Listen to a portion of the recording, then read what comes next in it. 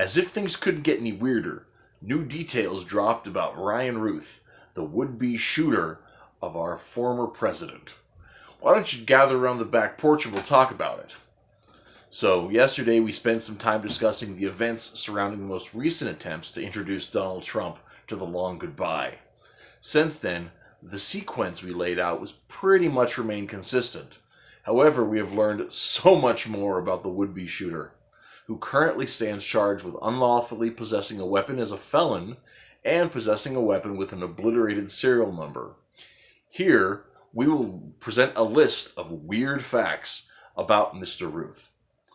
Ryan Wesley Ruth is a 58-year-old man that at some point moved from North Carolina to Hawaii, where he reportedly built houses for homeless people.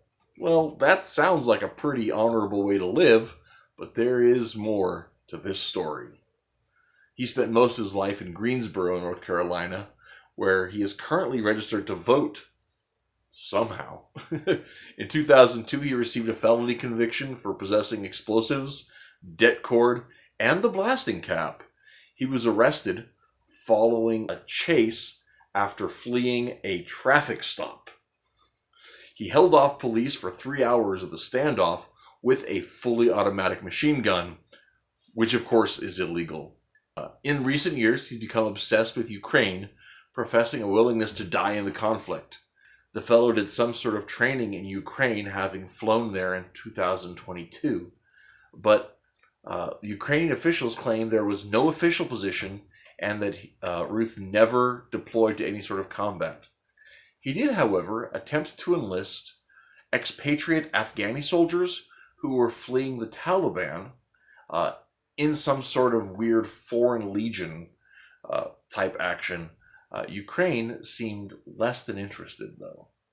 Following this rebuffal from the Ukrainian government, Ruth wrote a book outlining his frustrations with the Trump foreign policy and bemoaning America's pulling out of the Iran nuclear deal, of all things. In the book, he suggested that Iran consider ending the former president. The Sunday morning golf game had been a last-minute decision on behalf of Trump and his associates. It was not advertised or placed in any of his official calendars, and Ruth had no reason to know where Donald Trump was going to be. He either happened upon it by accident or something.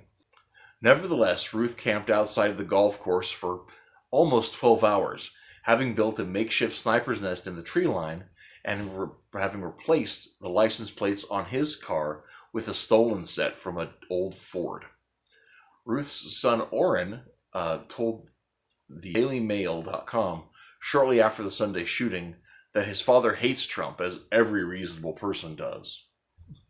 Ruth's online records indicate that he considered himself to be a Trump supporter in 2016. In writing, though, he claims to have been radicalized against Trump by the January 6th event.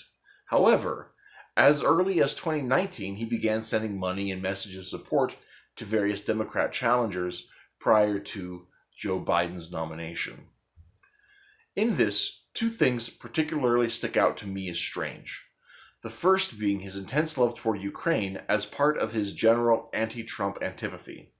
While Trump may have been skeptical of the corruption in Ukraine, he nonetheless de facto defended the nation during his administration by staunchly opposing Russian and Russian adventurism.